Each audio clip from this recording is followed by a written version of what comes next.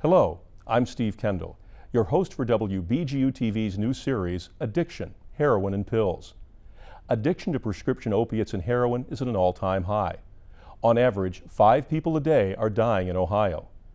It's our goal to raise awareness about this epidemic by creating programs that educate and inform. Our objective is to help Ohio get back on track. In this program, we will take a look at a town hall event that took place in Bowling Green, Ohio, where a diverse panel of community members discussed the opiate and heroin epidemic and how it is affecting many sectors of our community.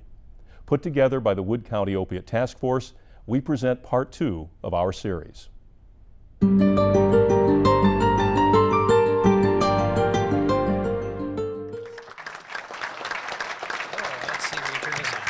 right, maybe we can hear me a little better if we do it this way. Just to kind of give everyone an idea of who I am, a few of you probably recognize me, maybe recognize the voice. My name is Norm Van Ness. I am the chief meteorologist at Channel 24 up in Toledo. For those of you who don't know, I am a Northwest Ohio native. Born and raised in the sticks in Sandusky County, right down the road. I graduated from Bowling Green State University, lived in Wood County and in Bowling Green while I was going to Bowling Green State University. So it was an honor for me when I was asked by Allie Watkins to come and kind of moderate this event and help carry it through the evening that I had to say yes. This is a problem that's getting more personal, I think, for everyone that's in this room has experienced something either on the using end of it, maybe on the medical end of it, maybe on the law side of this issue that we're here to talk about tonight. So it is something very important, I think, for everyone here, and it's really good to see this big of a turnout. It's surprising, and like Kyle said, it's kind of sad that we have to have this type of an event, but it's also very encouraging to see that so many people are concerned about it and want to be a part of trying to find a solution not only for Bowling Green but for Wood County at large. Before we kind of really get everything started here tonight, I want to kind of introduce everyone that's on the panel here in a more formal fashion to get things started. She is part of Ohio Attorney General Mike DeWine's Heroin Unit. Heidi travels all over the state bringing awareness about heroin and sharing her resources with the goal of trying to significantly reduce drug abuse and help Ohio families. Her passion and expertise comes from, unfortunately, a very personal tragedy as her daughter, Marin, died of a heroin overdose in 2012 when she was just 20 years old. Heidi now uses that most painful experience of her life to help fuel her positive and powerful drive to make real changes in Ohio, one person and one community at a time. So we appreciate her for being here tonight. Quick round of applause for Heidi for being here and participating tonight. Next up is going to be Andrea Boxell. She is the Deputy Director of the Governor's Cabinet on Opiate Action Team. So we appreciate her for being here tonight as well. Thank you for being here. Next, as we get closer to the podium, is Dr. Majabin Islam. She is a board certified by the American Board of Family Medicine and American Board of Addiction Medicine. She has worked in all aspects of addiction medicine, from inpatient treatment, methadone maintenance, intensive outpatient, and office-based opioid treatments. She was medical director for the Tennyson Center, the drug rehab unit at St. Vincent and St. Charles Hospital, as well as medical director of Compass and SASI. She currently practices medicine-assisted treatment at her office in Perrysburg, so we appreciate her being here tonight as well. Coming to this side of the podium, we have Jordan Fleitz. Jordan is going to share some of his personal experiences and his story and his journey on his road to recovery. So we appreciate him being here in this forum for us tonight as well.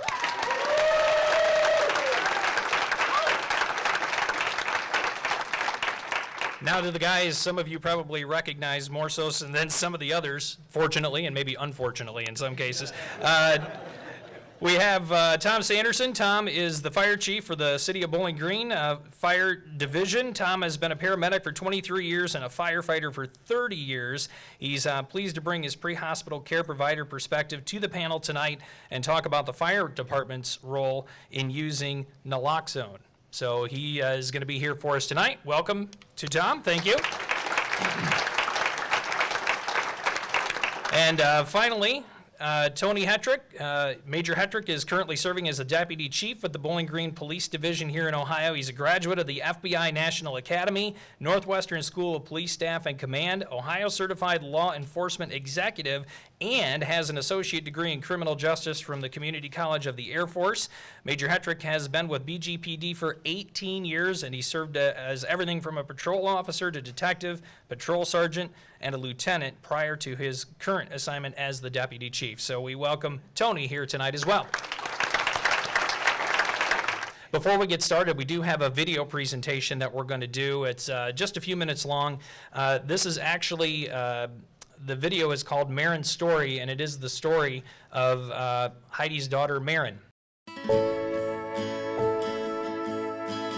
She had a smile that would light up a room. She had a passion for basketball. Then she picked up golf, and she was a natural with that.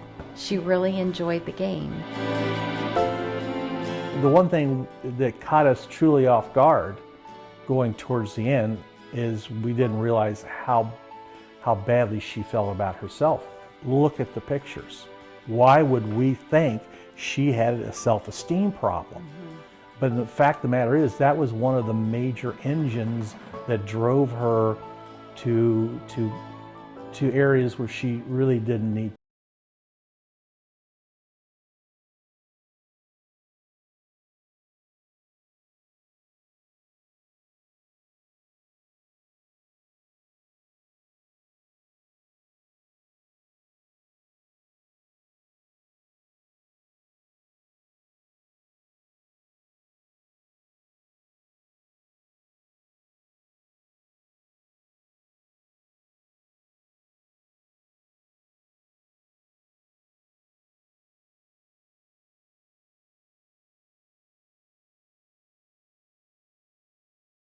And of course she started crying.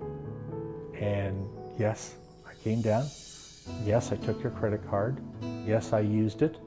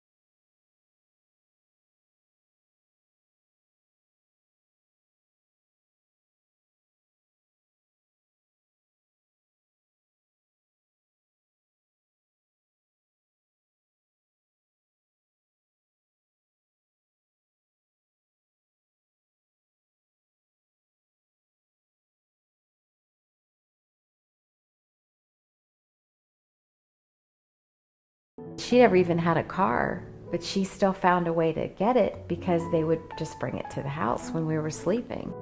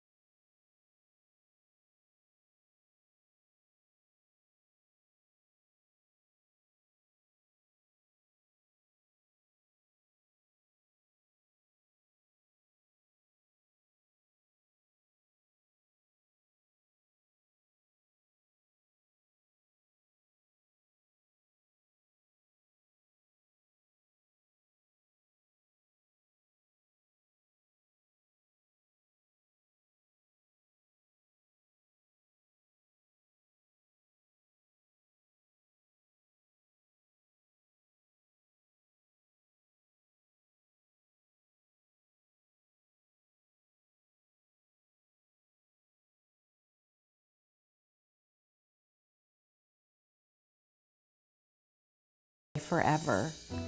You had me for 7 minutes.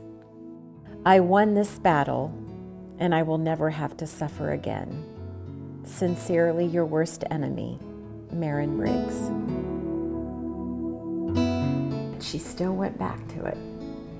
That it was still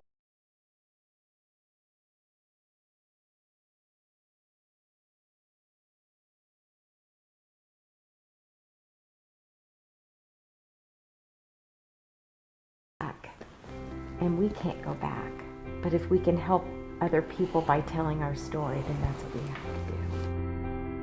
Amazing grace, how sweet the sound that saved a wretch like me. I once was lost, but now I'm found, was blind, but now I see. We've no less days to sing God's grace than when we'd first begun.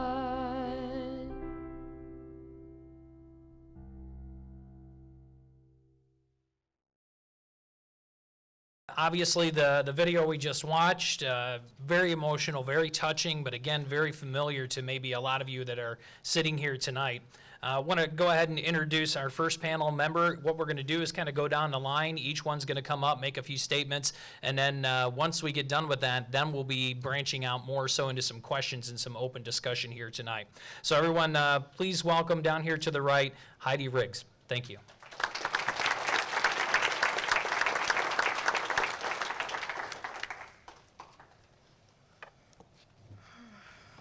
Good evening. I'd like to thank the Wood County Opiate Task Force for having me. I'd also like to recognize one of my colleagues that's with me tonight, our Northwest Regional Director for the Attorney General's Office, Krista Lutman. If you need anything, this is who you need to call up here. As I travel throughout the state, it's unfortunate that I also get to meet a lot of moms that too have lost a child, and I would like to recognize one tonight, Yolanda Patton. If you could stand. I just want to tell her how sorry I am, and I'm so glad you're here and the courage it takes to be here. She just recently lost her son, and so I just want to recognize her. Thank you. On behalf of the Attorney General, thank you for having me here tonight. I stand before you not only as an employee of the Attorney General's office, but as a mother of a beautiful daughter who was addicted to heroin. Marin lost her battle on January 28th, 2012, 2 weeks after her 20th birthday. We came forward in November of 2013 with the Attorney General's office to share our story publicly for the first time. And we also produced the video, which has been viewed over 100,000 times on YouTube. Our purpose was to address the stigma of this disease, that the face of heroin can be anyone. The disease does not discriminate, and it can happen to any family, and it doesn't only happen to families who are uninvolved in their child's life. We were your typical middle-class family. My husband coached Marin's basketball team, and I was an elected official in our community. We never missed her sporting events, and she could tell us anything. We had a wonderful relationship, and Marin had her whole life ahead of her. Did she push boundaries? Like any teenager, sure she did. But she was always accountable for her actions. She was beautiful, smart, everything that you could ask for in a daughter. It was one bad decision that changed the course of her life. Marin didn't choose to be a heroin addict. No one does until the disease happens to them. As you could see in the video, a lot of the pictures that I used, Marin was actively using at that time, and we had no idea. So if you look at those pictures, who would think behind that beautiful smile was a heroin addict, or who would have thought that her beautiful hair was used to hide the track marks in her neck? And who would have thought that Marin would have traded gasoline for heroin? but she did. And our lives became to spiral, and every day was, we have to keep her alive. However, the disease ultimately took her life. So as a result of our tragedy, I've decided to make this my life journey, sharing our story, bringing awareness to the stigma of this disease. Because as parents, we were devastated. How did this happen to our family? We didn't talk about it with our immediate family because of the shame we felt that somehow it was our fault, a moral failing. But I know now that this was wrong. Addiction is a chronic, relapsing brain disease. And if by telling our story we can save one life and prevent another family from living with the pain that we live with every day, then I'm honoring my daughter's memory. I joined the office April 28th of this year, and ironically, it's where I began my career in public service in 1996. And I'm honored and humbled to have this opportunity to be a voice for all the families that are dealing with this disease. Heroin is readily available in every suburb, in every city, in every state, and can be had for as little as $10. It's an insidious and enticing drug that affects the otherwise intelligent children who sit at your family table. It carries very little stigma with young people, and dealers deliver it. It's as easy as ordering a pizza. Mexican cartels channel heroin through decentralized distribution networks, and they communicate with their dealers through disposable cell phones and gaming systems. The problem we have is a lot of communities don't think they have a problem, but the latest numbers tell us a different story. Our latest statistics in Ohio tell us that 18 people a week are dying from heroin. And the numbers that I listed are based directly as heroin listed as the cause of death. If you add other drugs and indirect deaths, we're probably looking closer to 30. And how did we get there? Well, the transition to heroin came from the prescription opiates. And what we know is the average use in Ohio for prescription drugs is 14. And 70% of the prescription drugs are received from a friend, a loved one. It affects all ages, races, income levels. It's a suburban epidemic. Even more startling is the Centers for Disease Control and Prevention have reported that the death toll from drugs now claims one life every 14 minutes. That's 100 people a day, and that's 36,000 people a year. And we're worried about Ebola. More Americans die now from drug overdose than they do in car accidents. I'd like to talk about what our office has done because we are making great strides. We have a lot of work to do, and I'm honored to be with everyone here tonight that's working very hard at this problem.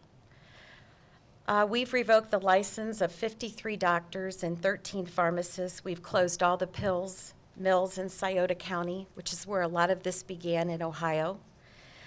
We've convicted 15 people who were the improper source of prescribing and dispensing the drugs. And as of May of 2014, we've seized more than $1.83 million in pills, and we provided 57 prescription drug boxes. In November of 2013, the Attorney General created the Heroin Unit. And there's two areas. We have the law enforcement side, which draws from existing resources, including our Bureau of Criminal Investigation, our State Crime Lab, which helps local law enforcement all across Ohio with all sorts of criminal investigations. We now know testing for heroin is 1 out of every 3 cases that we do in our chemistry lab at BCI today. To date, the heroin caseload continues to rise. As of June 30th, we've had over 3,000 cases, and we're on track to be higher than last year. In addition, we utilize staff resources from Ohio Organized Crime, along with our special prosecution section to help our local county prosecutors try these heroin cases in court. And the second area is our drug abuse awareness staff, which consists of myself, Jennifer Bidinger, and Daniel Smoot. And we go all over the state helping communities put plans together and connecting them with resources inside and outside our office to get the word out.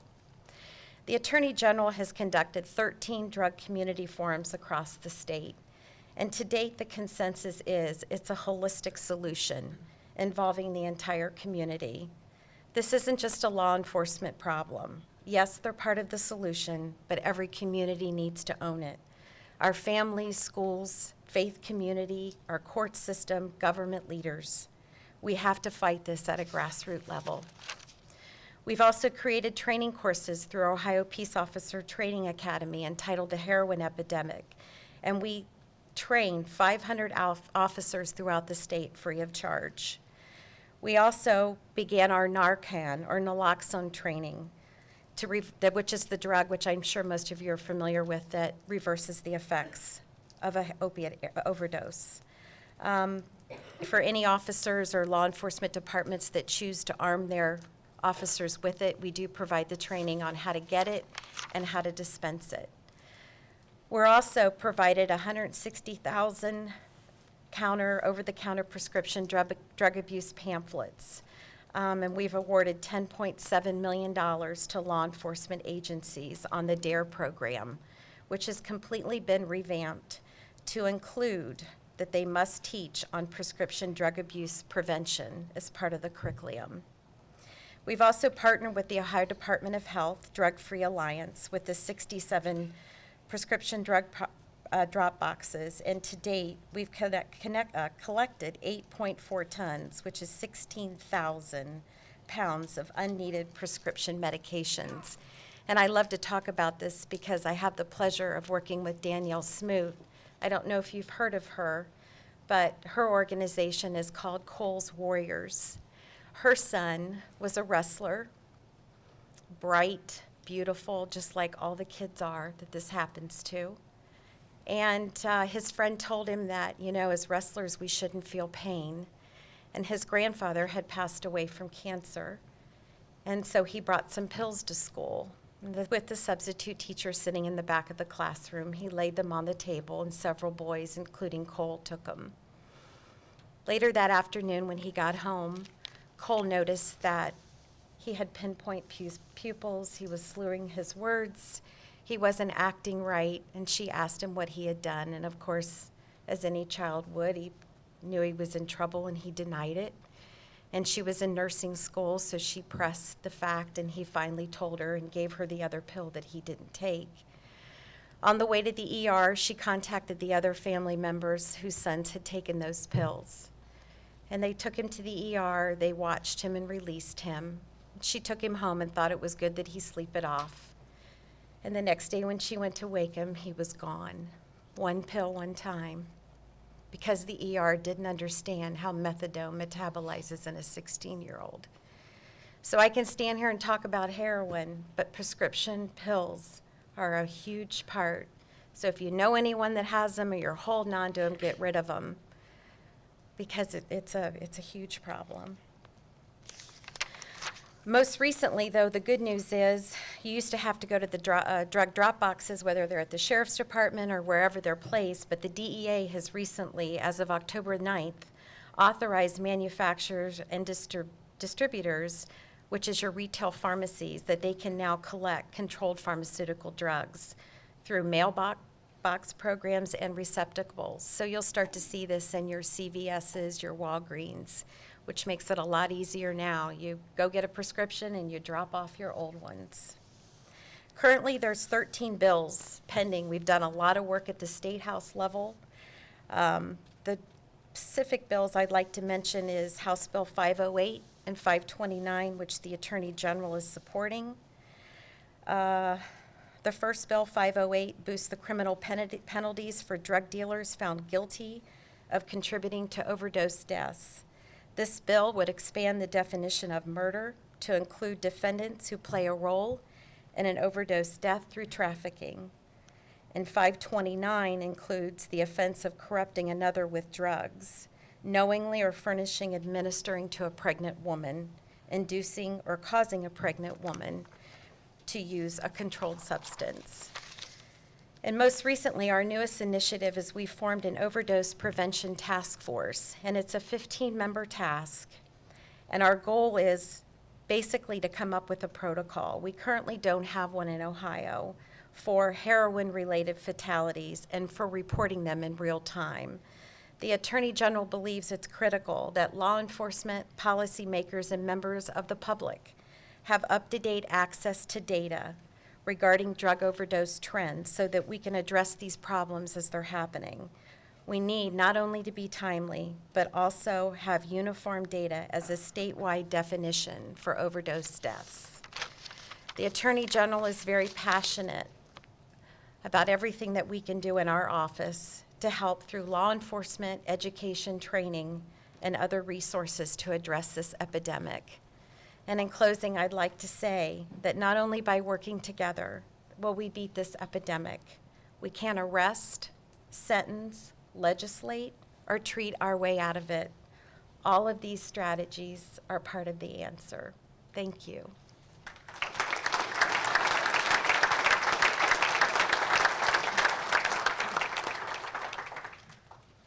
Heidi, thank you very much. Very much appreciated. Some good comments there. Really much appreciate you being here for us today.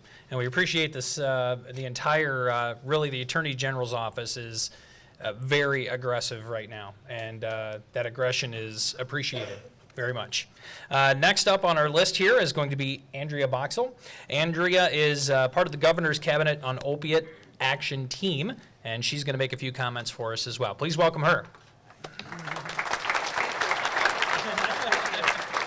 So when I was hired 3 months ago by the governor's office, I was in shock. I was in shock because the work that I had formerly done was working in the criminal justice system with specialized docket programs.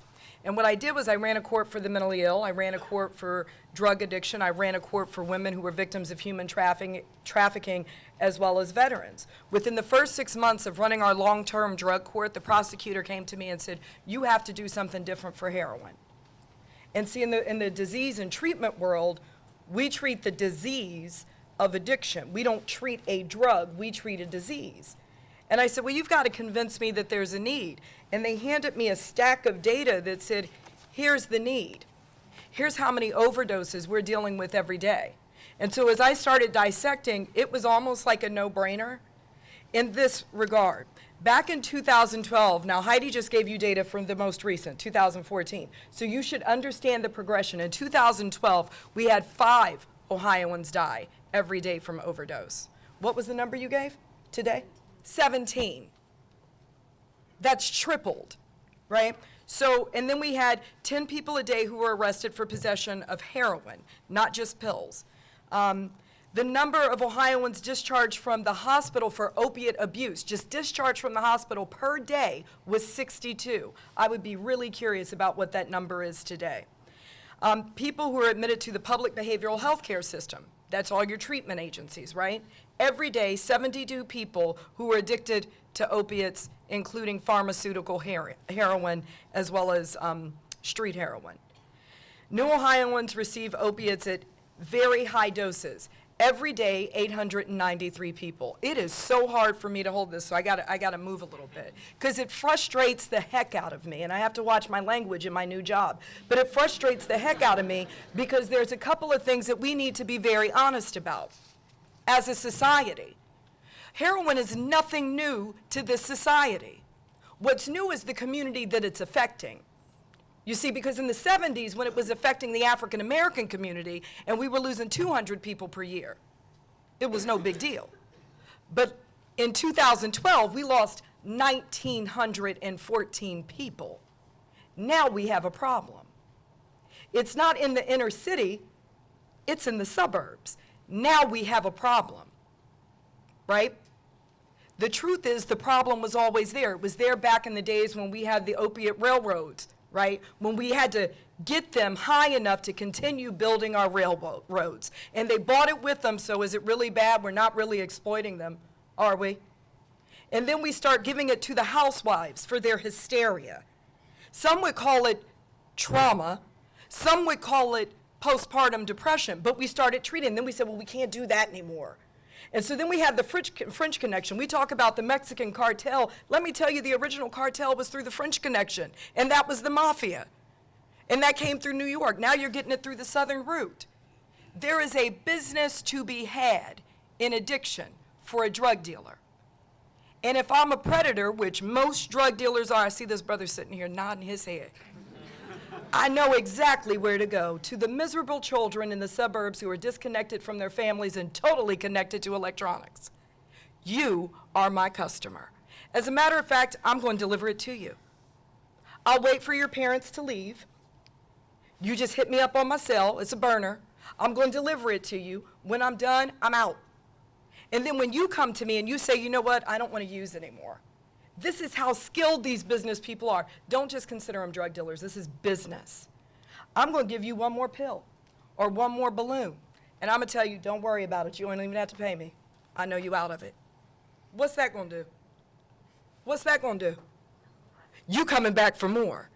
And I just gave you that last dose for free. I can convince you to steal, to sell your body. When I started the catch docket, the average age of the women who were being trafficked was 44. Most of them had 2 prison stints. The primary drug of abuse was crack, alcohol, heroin. Last year, 80% of our clients, their primary drug of abuse was what? I can't even hear. Y'all act like this is, I'm not talking about peanut butter and jelly. I'm talking about banging dope. You are losing people, and you're whispering. And I, as a trafficker, rely on your whisper. I want you to keep it secret. I want you to be ashamed. I don't want you to talk to your kids about it. I need to make money off of you because you've got money to spare, right? So when it finally comes full circle, and now we're dealing with a different drug dealer, and I know the doctor is going to talk about it, but I'm going to call it for what it's worth. When you have a House bill that's coming up to prosecute a drug dealer of 508, guess who else is your primary drug dealer? Your doctor. She's going to teach you what that means today. In our country, we don't want to feel pain. I don't want to hurt. My niece, 18 years old, got her wisdom teeth pulled out. Guess how many pills of Oxy she got? 30. What? 30. Do you know when I got my teeth pulled out, they gave me an ibuprofen, a Coke, and a smile and said, have a good day? Right? But we don't want to feel. Not only do we not want to feel pain, we don't want to feel good. We just want to be numb. And we prey upon that. And so here we have a doctor who in all good faith doesn't want you to deal with pain because they're also measured by your pain for their job. So when my mother, may she rest in peace, and you know, we just had a service for her yesterday. My mother was diagnosed with cancer, lung cancer. She also had it on her spine as well as her skull. And the first question they asked her, they do a little questionnaire, I think this is the press scanning. They asked her a questionnaire, how did we deal with your pain? And she, in all honesty, looked and said, I shouldn't have any? Because when you ask a question like that, it kind of implies that you shouldn't have it, or if you do have it, it should be minimal. No, you have cancer. It is eating away at you. It should hurt. You break your leg. It should hurt. That's not a chronic disease.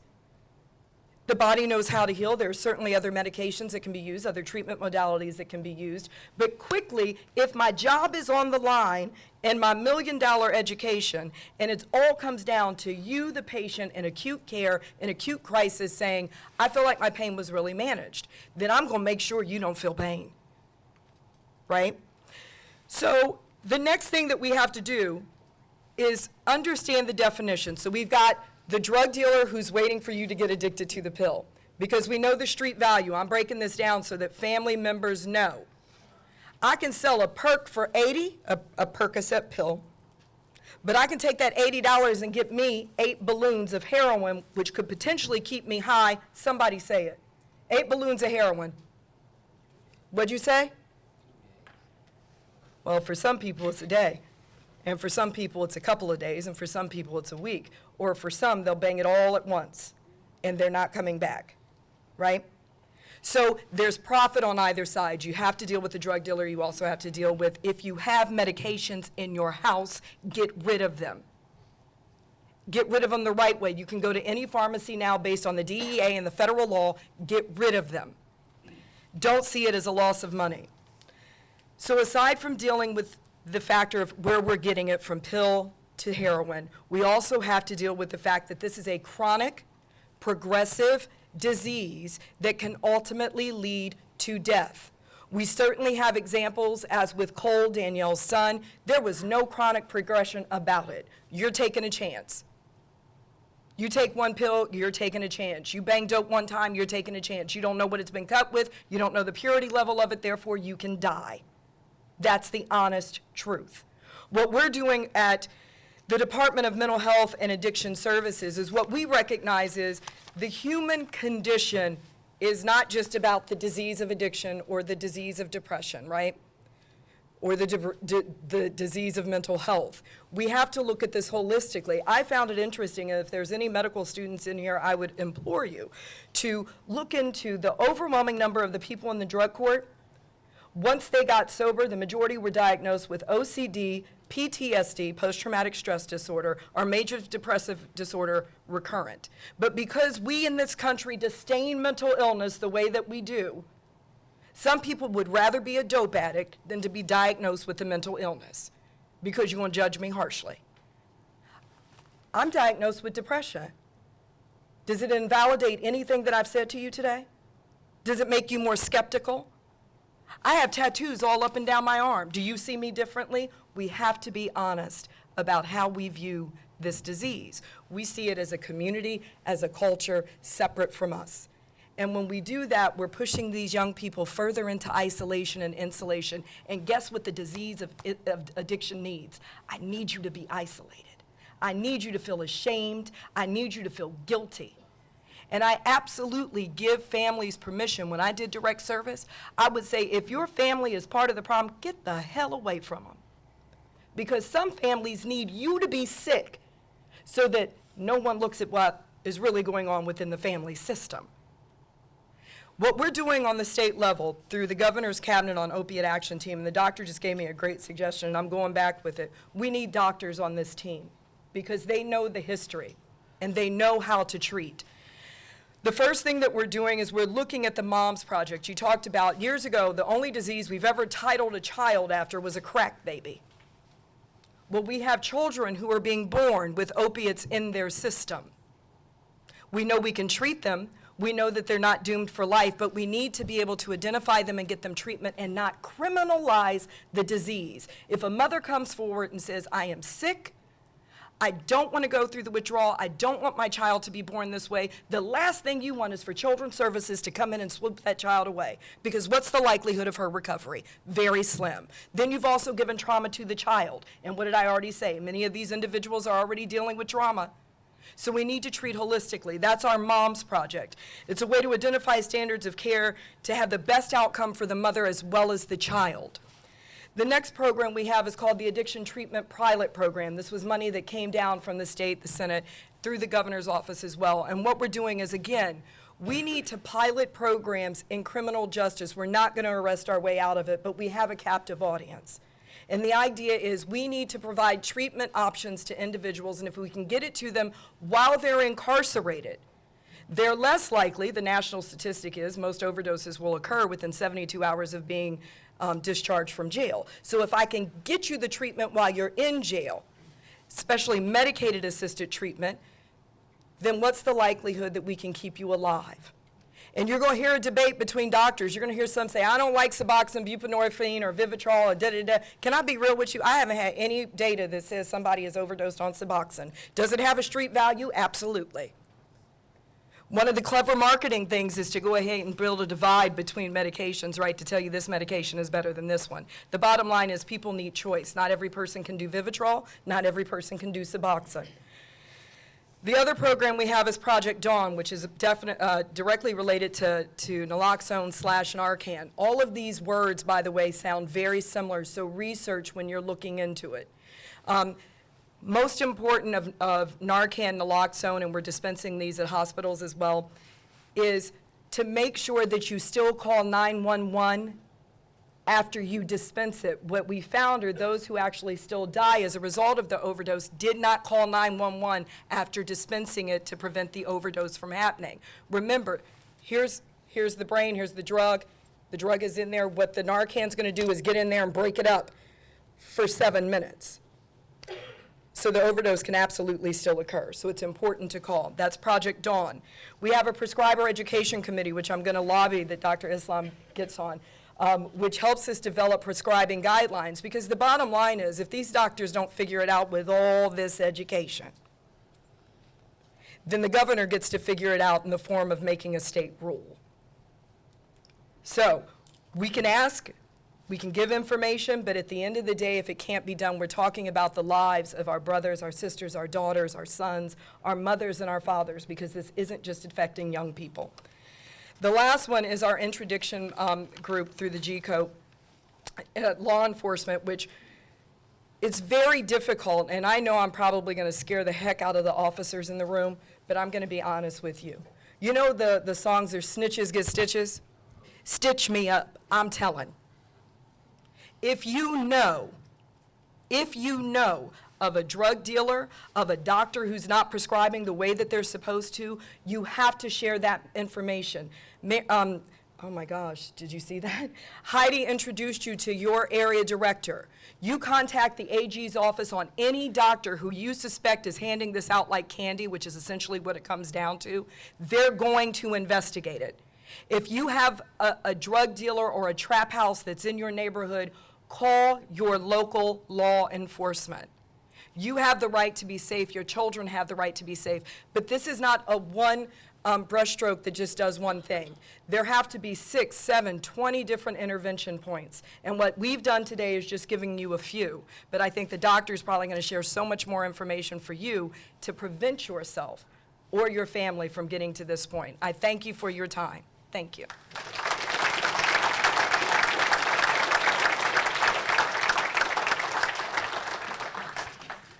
That demonstrates her passion for this. Just had a rough week for her family, and she's still here tonight. So thank you very much for that. We appreciate it, Andrea. Dr. Islam is going to be next. She's going to talk a little bit more about the medical side of this, and it sounds like you got a new job here tonight all of a sudden, didn't you? Got recruited. That's good. Please welcome Dr. Islam.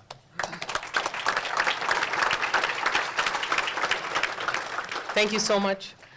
I'm here today to give the medical perspective on addiction, on opiate addiction, and also primarily to give you hope and to make you understand that this is to take away the stigma of addiction. I've practiced addiction medicine for over 20 years, and it was never this bad. Now we have a situation where I go every day to an exam room, and find someone.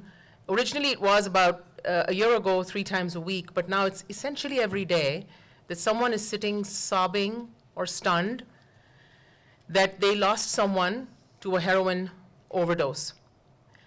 It's extremely rampant, and I think it's a fabulous turnout today, and I think by the effect of propagation of information, it is incumbent on us to tell our friends and our family that this is a disease. This is not something like someone has high blood pressure, another one has diabetes.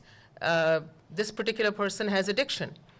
And I cannot begin to appreciate or salute enough the courage of parents.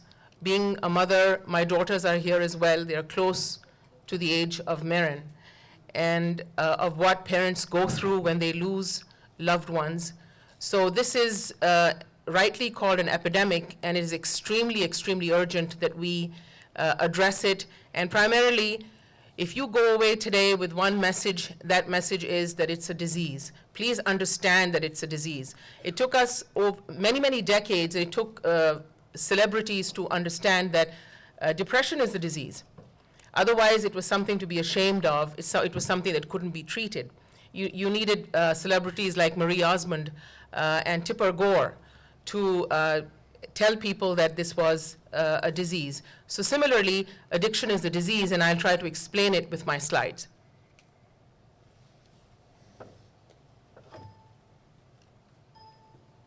what do would you advance it for me? So I'm going to go from the bad news to the good news, and my slides background will change. I tried. So the bad news is daily overdose deaths, and the figures are so dynamic and so changing that what I have here, at least 4 opioid overdose deaths every day, is an old figure. As you can tell from what we heard just now, that is dated. So from 2010 to 2012, the death rate from heroin overdose for the 28 states doubled from 1 to 2.1 per 100,000.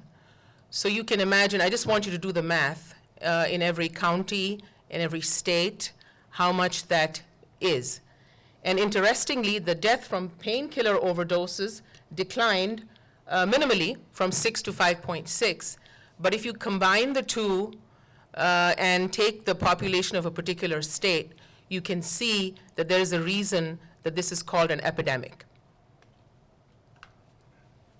So how did we get here? Like they say, the road to hell is paved with good intentions. So 20 years ago, about 15, 20 years ago, the medical system taught its residents and physicians that we must consider pain as the 5th vital sign.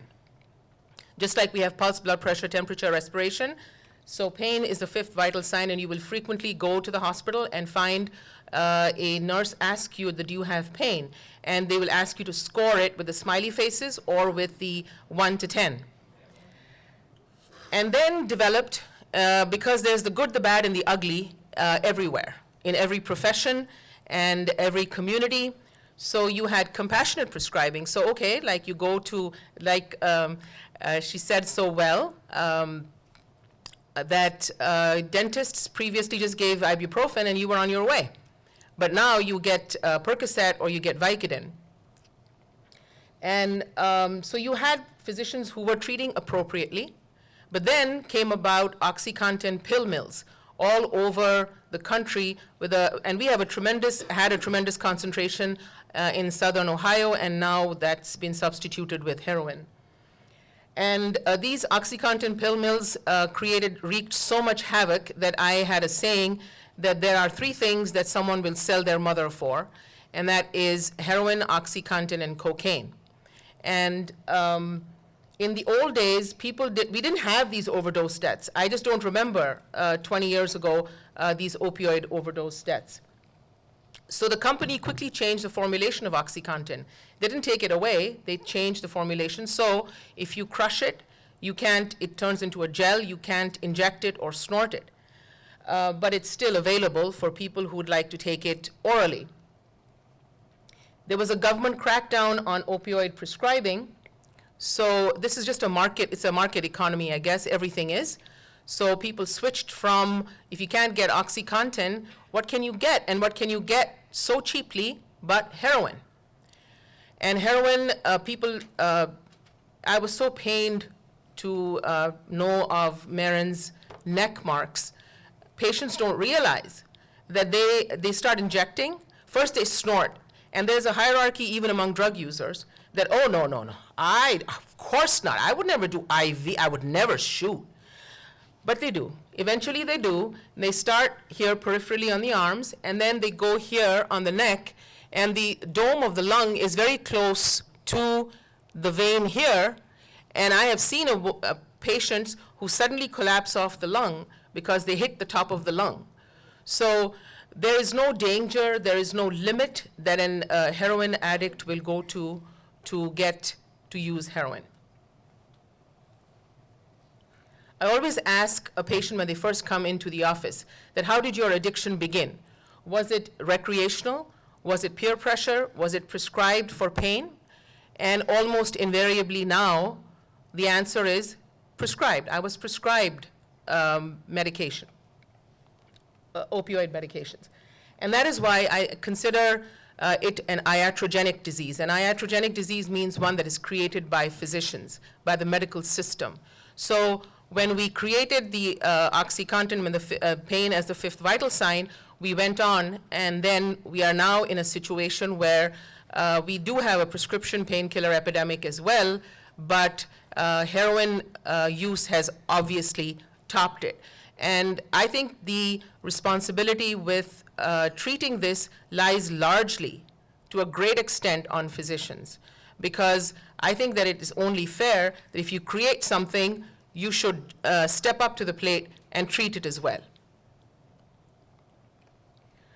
The disease that doesn't discriminate.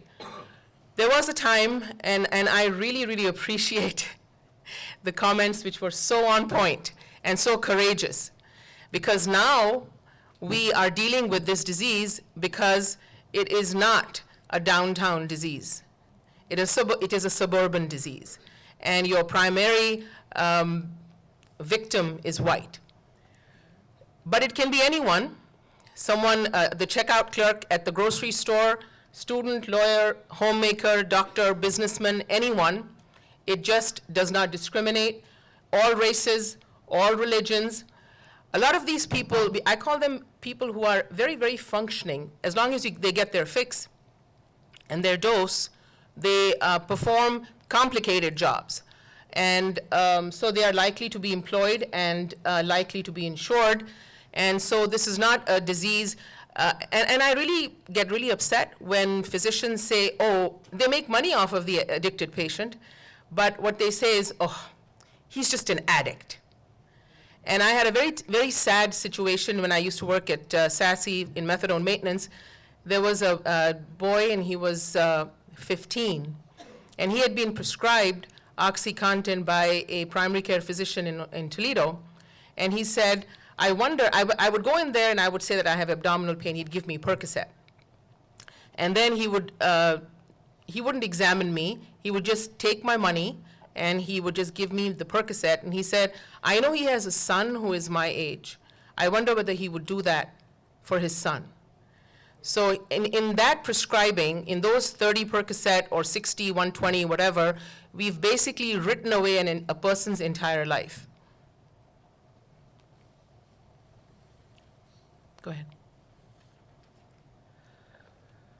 So like it was mentioned, it's a chronic brain disease. We have extensive studies which show that there is a neurobiochemical basis for addiction. So when I was given Percocet after a C-section, it didn't do anything for me. But for a brain there are familial factors, and there is a reward circuit. And the reward circuit basically tells the addicted patient that I have to have more of the opioid. Otherwise, I can't make it. And we have studies which show that the opioid-addicted brain is very different. It has structural changes. There are changes in the receptors of the opioid-addicted brain compared to a normal brain. And the saddest part is that as time goes on, the opioid receptors get blunted. So the person uses, and they get this incredible high if they have all of the factors that align with opioid addiction. And the sad part is that they chase that first high. And that is how overdose deaths happen. Yes. So a very important slide which I want you to go away with today, that some people have type 1 diabetes, other people have high blood pressure or asthma. And this is a very interesting slide which tells you that there are such similar characteristics. So there is a familial nature, it's heritable, it's influenced by behavior, they're well studied, predictable, there are effective treatments, and very, very important to know that there is no known cure for type 1 diabetes or hypertension or asthma, and neither is there for addiction, but they are all eminently treatable. So you need continued care, continued treatment, and very importantly, if you look at the relapse rates, they're very similar, 40 to 60% for addiction, and 30 to 70% for those other diseases. And also, the diseases worsen if they are not treated. So another message I want you to go with home with today is that this is a very treatable disease. It's not something that we should feel that, oh, I've got it, and it can't be treated. It's eminently treatable, and I have later on slides of wonderful recoveries. So now my background has changed, because now is coming the good news. Opioid withdrawal does not kill, but like I said earlier, chasing the first high and taking higher and higher doses of opioids does. Patients who are addicted, a lot of them have a very low tolerance for discomfort. And they think that if I don't get whatever, it's a drug or heroin, I'm going to die. And it's so poorly taught in medical schools. I have medical students here in the room. It's so poorly taught in medical schools that physicians themselves, graduated physicians, get really nervous when someone comes to them in opioid withdrawal because they think that, oh my God, the patient is really going to die. The word cold turkey comes from opiate withdrawal. And the symptoms are goosebumps, the person feels hot and cold, they sweat, they have diarrhea, they're nauseated, they throw up all over the place, they have headaches, muscle pain, and bone pain. And there are certain drugs, heroin and OxyContin among them, the two, the withdrawal is horrible. Methadone. These three, the withdrawal is so terrible that the patient is absolutely convinced that they're going to die. But unless the patient is 95 years old and dies of dehydration, they're not going to die. So even though addiction is a brain disease, there is definitely an element of choice. If I was to just give you a rough thing, 70%, 60% is disease, and 30 to 40% is choice. So here you see choice, and I really hope that you will encourage family and friends to seek treatment. I hope that you will promote that addiction is a brain disease, and primarily that we have treatment and we have life transformations. Thank you.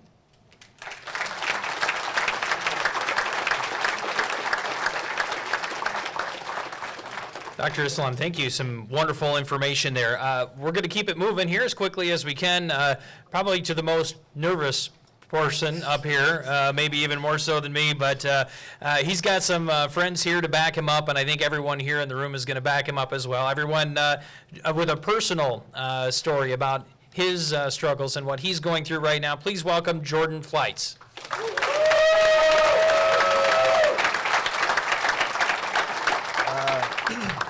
I'd like to thank you guys for the opportunity to be here.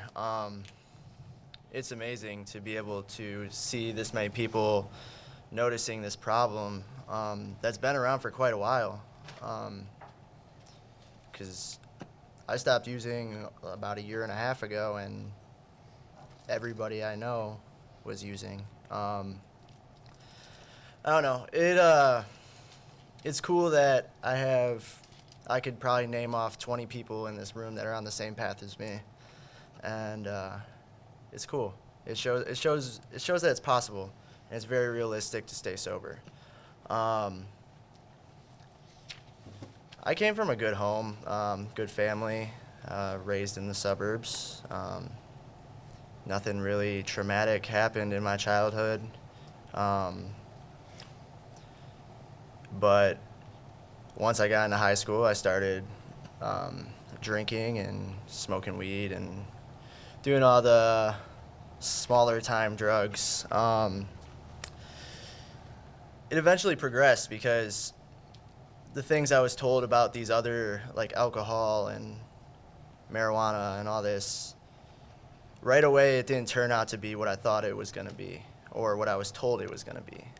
So I was instantly like, I kind of want to see what the rest is like, you know? Because who knows if these stigmas are real. And eventually the drugs just weren't enough for me, and I had to keep upgrading. I ended up, I don't know, I think it started with prescription cough medicine, really. I didn't realize what I was doing, but when I was younger, I would drink the cough syrup that I got for my colds or sinus infections, and it had codeine in it or hydrocodone, which are both opiates. Didn't realize it, and I loved it. And then later on in life, I tried Percocets just for fun, I guess. I wasn't prescribed them or anything. But with that, shortly after, I started doing them a lot, and then that's when they reformulated the pills, and probably within a month or two, I was shooting up, doing heroin, shooting up pills, because I couldn't afford to pay for these pills that just raised double in price that I was used to taking every day. And I don't know, over a period of probably 2 years, I was admitted into facilities about 7 times. And that's kind of what shows me that it's, I don't know, there was a long time where I wanted to be sober, but for some reason I just couldn't do it. So luckily my family was patient with me, my friends were patient with me, and my mom's even here today supporting me. So that's cool. But the patience, it really helped. I don't know, it had to get to the point to where nothing anybody told me was gonna keep me sober, and I had to learn on my own that like I was miserable, and any way I tried was not gonna work. I had tried the maintenance programs. I have specific feelings about that. I don't know, it's hard to say I'm gonna keep you sober by giving you a drug. And that's my view on it. And I don't know, indefinite Suboxone, that's also something that worries me, because what's really the difference between that and indefinite heroin use? Besides the fact that it'll kill you, but you're not going to be happy, you're not. It really took me to learn I had to be willing to try to meet people who were doing this, who were sober and figured out how to live a happy lifestyle. And I had to follow what they did. And in that case, I ended up working a 12-step program, and I've been completely sober. I haven't drank, I haven't smoked, I haven't done anything. And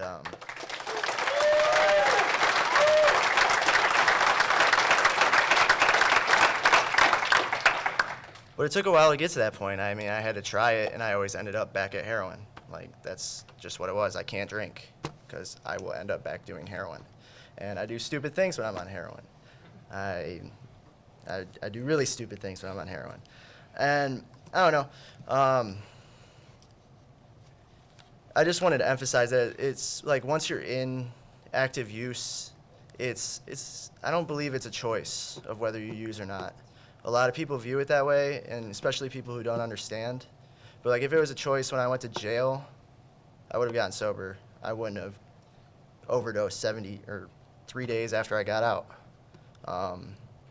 And that was a treatment facility jail. It's tough. And I think that it's hard to say what the community can really do, because it's such a personal decision and it's such a personal journey that like you have to come to that conclusion within yourself. And that heat from the law, that heat from your family, none of that's going to get you sober, and none of that's going to keep you sober, in my experience. So, I don't know, it's nice to be able to be here, and like, it's just amazing that this many people are here. Really. Because for a long, I mean, this has been going on for a while. And there's been I've seen so many people's lives ruined to this. And I know where I was at, and I was miserable. And that misery is what got me sober. If I wasn't miserable using, I'd probably still be using. So it's just, I don't know. I don't really know where I was going with this, because I'm nervous, but I'm going to pass. Thank you, guys.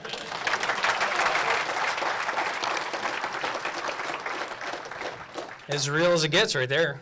You did good, too. You were all nervous about it, and heck, you did an awesome job.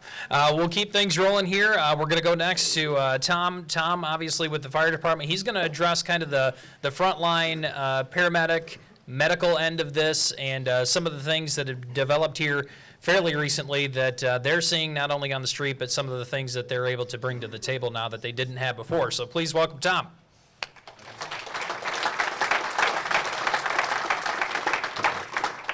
Good evening. It's a privilege to be here, and I've learned a lot from the stories I've heard tonight.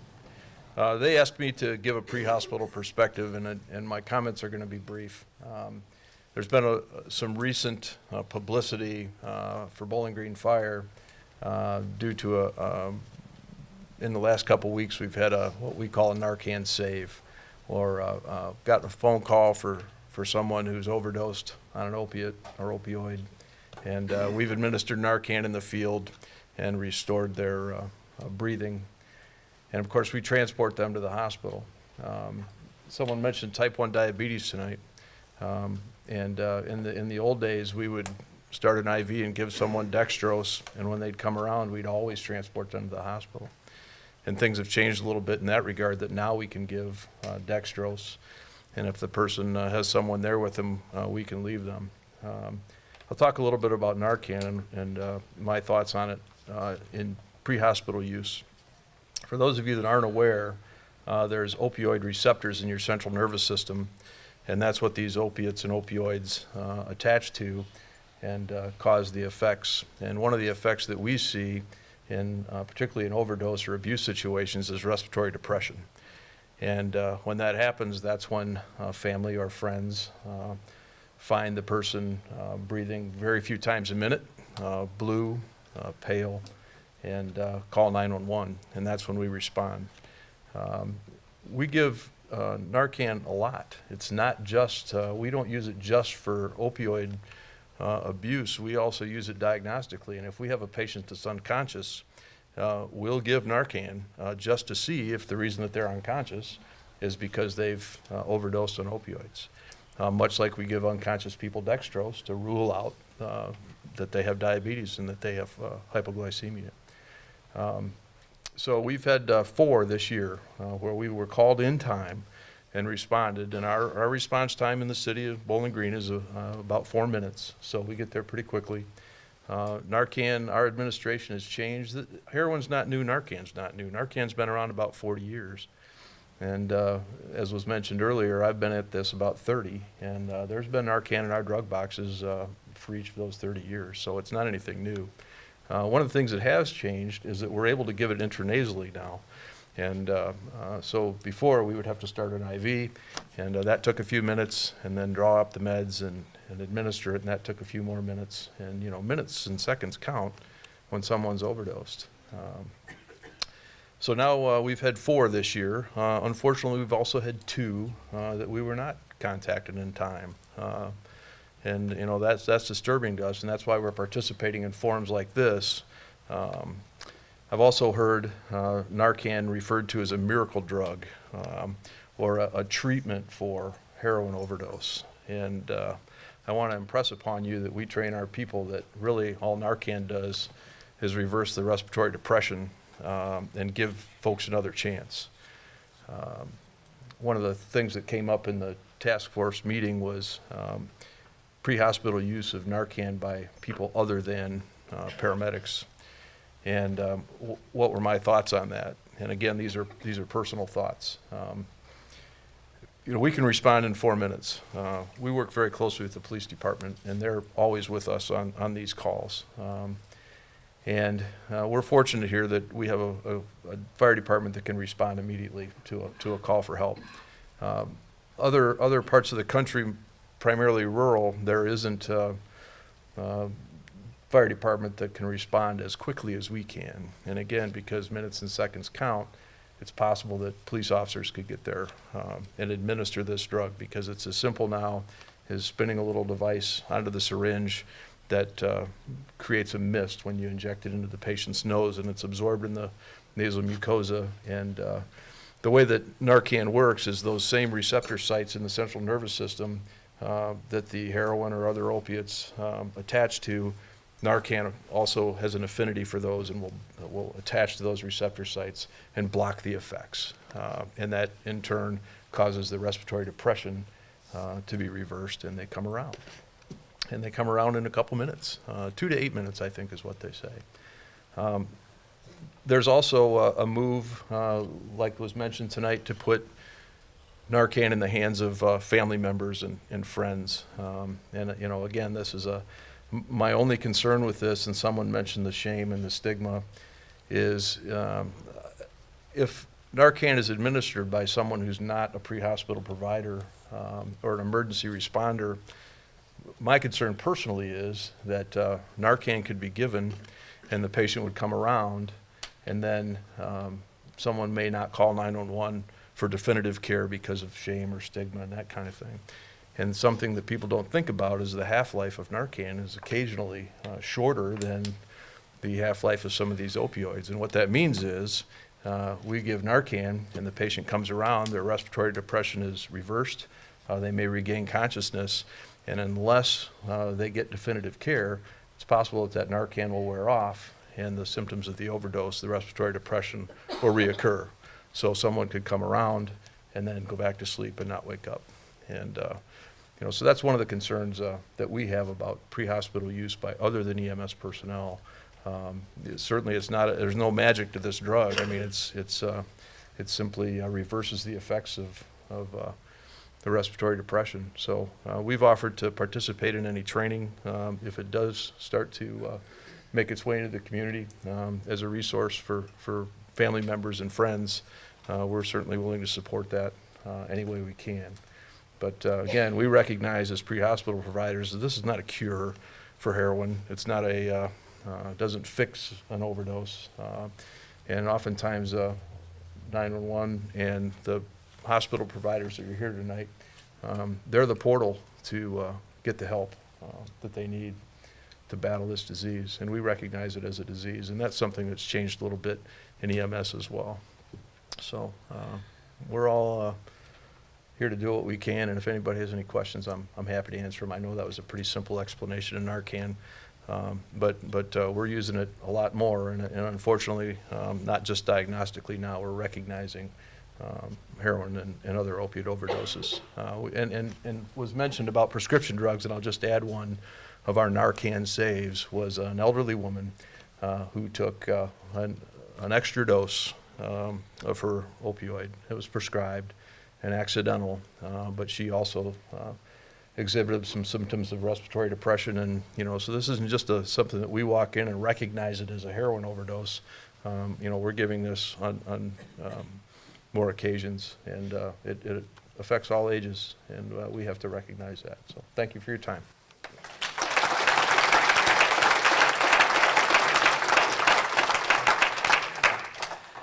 Thanks, Tom. Appreciate that very much. Next, we're going to bring up the law side of this. Obviously, this is front lines. We're talking about something here that obviously is climbing, growing exponentially, unfortunately, and these are the guys that have to see it not only up front, but have to try and prevent it. So these guys are working on multiple fronts. So quick round of applause to welcome Deputy Chief Hetrick, please. Well, thank you all for being here tonight. My purpose is to share with you a little bit about the crime trends that we're seeing as a result of heroin, other opiates.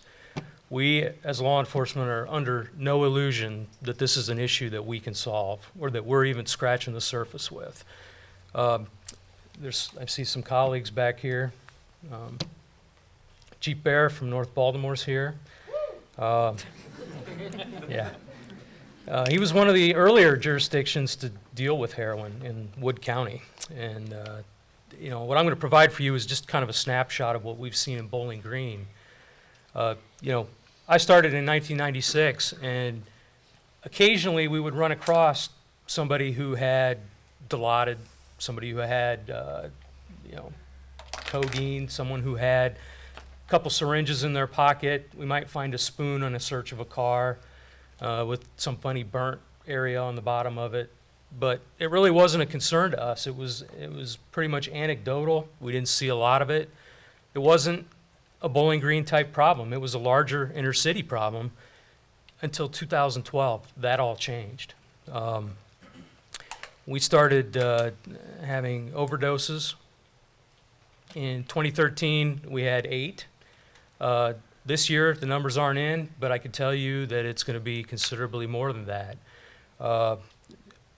The character of the kinds of crimes associated with the heroin problem, we've always had shopliftings, we've always had burglaries, car break-ins, but the character of those have started to change, and we started seeing people stealing, returning things for gift cards. They were using those to get their heroin. Now, heroin users are looking for discarded receipts. They're taking those receipts as shopping lists. They're going and stealing and returning for cash. The cash is a lot more attractive to a dealer than a gift card from Target. So that's one of the things we're seeing. Burglaries. We saw a lot of people breaking into houses, stealing electronics, stealing guns, those kinds of things. That's changed a little. Now we have people going in, just taking purses for cash, looking for cash, leaving everything else, in and out quick, not taking credit cards because, you can track somebody using a credit card that's been stolen.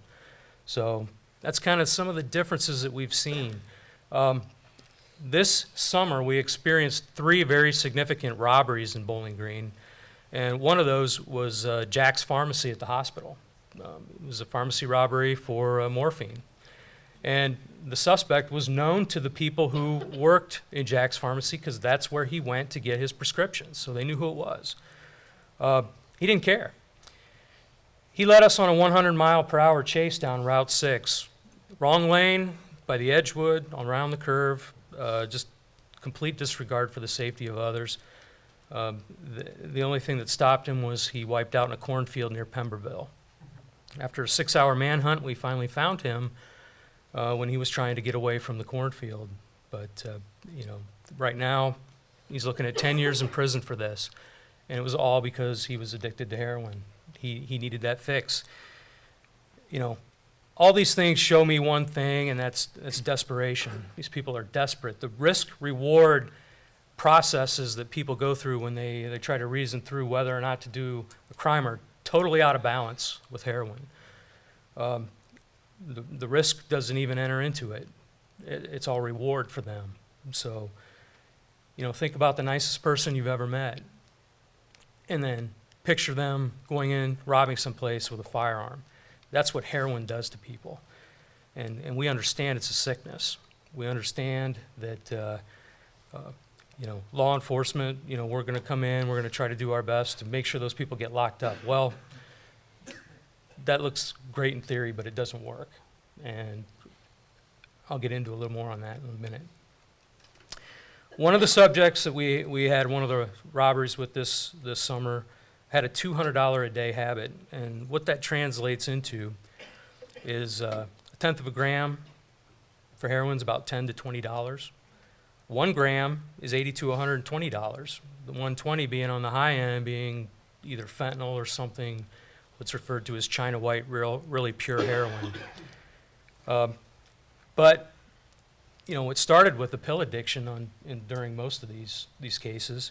And a pill, $60 to $80 per pill. So obviously, like was said before, what are you going to go to? You're going to go to that heroin. It's a lot cheaper, get you a lot further. Well, where do people get the funds? You're not, when you start in on this trajectory for addiction, most people are not criminal types. They're not going to go out and commit these robberies. Maybe down the road, that's where they end up, but initially, they're going to get the funds usually from stealing from their family members. We have found that family members have been reluctant to report minor thefts. They'd find money missing. They suspected something, but they really didn't want to report a loved one. And we understand that that's very hard to do. But the alternative is, maybe down the road, something a lot more serious. If someone in your family is a victim of a burglary, and you know that there's somebody else in your family who has an addiction, we have found in Wood County that that's a good suspect for that burglary. That a lot of times, that's who we're looking for. We're going to find that person, and they're going to be the one responsible for it. Okay. Our county jail system has really become kind of a forced detox center right now as we see it. Luckily, in Wood County, we do have services available in the jails that are dealing with these addictions while the inmate's waiting to be adjudicated. This may be the only way to force some people into treatment. The alternative to not using everything that society has at its disposal to deal with this addiction is a real possibility of death for that person. So when I say, we're under no illusion that we as people who go out and try to enforce the law can do this on our own, we know we cannot. When we talk about the fatalities that have occurred, we've had 2 in the city of Bowling Green this year, and I'd like to thank the family of Dan Patton Jr. for coming tonight, because I wanted to talk about Dan and what happened in his case and what we've been able to do to try something novel, a different approach in dealing with it. We have found that the person who sold Dan the heroin had left somewhat of a trail for us, so we pursued that person, and we had them charged with reckless homicide, and they did plead guilty to that charge. They're awaiting sentencing at this point, but she's an addict as well, we found out. And that's another thing. There's networks, these networks, people who use together, deal together. It's intertwined. It locks a lot of people up together. And, unfortunately in September we had a second death of Mike Wenig, passed away as a result of an overdose. That investigation's still pending, and we hope that we're going to be able to hold somebody accountable for his death as well. We do a lot of collaboration in Wood County, and that's a great thing about this county. Whenever we have a problem, we all come together to try to find solutions for it. Some of the things that we're doing in the BGPD and in the countywide area, we've ramped up our investigations. We have 6 people dedicated to investigating not only drug offenses but general offenses. The Wood County Sheriff's Office has a core of investigators that work very closely with our investigators, because this problem goes outside of Wood County. We're finding a lot of it originates in the Toledo area. And, you would think that, at traffic stops we would find heroin, but heroin gets used as quickly as it gets bought most of the time. So we're not finding it. We're finding the needles, we're finding the spoons, we're finding the paraphernalia. But, to hang a charge for possession, I can tell you in 2013 we had 1. But we had 8 overdoses, and we had a few more trafficking offenses. But it's, we're only scratching the surface. So we're doing all we can. We've proposed to get a K-9 program going in the city of Bowling Green. It's going to be a drug K-9. The Wood County Law Enforcement Executives Association has discussed, and we're going to be looking at Narcan for some of the county agencies that don't have the quick EMS response like we do here in the city. We partner with service providers. We all sit, the chief, who couldn't be here tonight, I'm standing in for him actually, Chief Connor, has been on the opiate task force for quite a while. I've been part of the Prevention Coalition, and this is always at the top of our agenda, almost every meeting, at least it has been for the last year or 2. So, again, we have one of the drop boxes, as does the Wood County Sheriff's Office, for used prescriptions, and on those prescription take-back days, we normally get close to 100 pounds.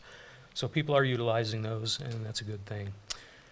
So, I hope that this just gives you a little bit of a snapshot of what's going on in Wood County. It is no longer, like has been said, a big city problem. It's here, and it's largely a threat to our family members, to the safety of the community. I mean, the pursuits that we've had with a couple of these robbery suspects have been, just by the grace of God, no one was hurt. So It's something that we take very seriously, we're very alarmed by, and hope that you understand we're doing all we can in this county and law enforcement to try to address it. So, thank you.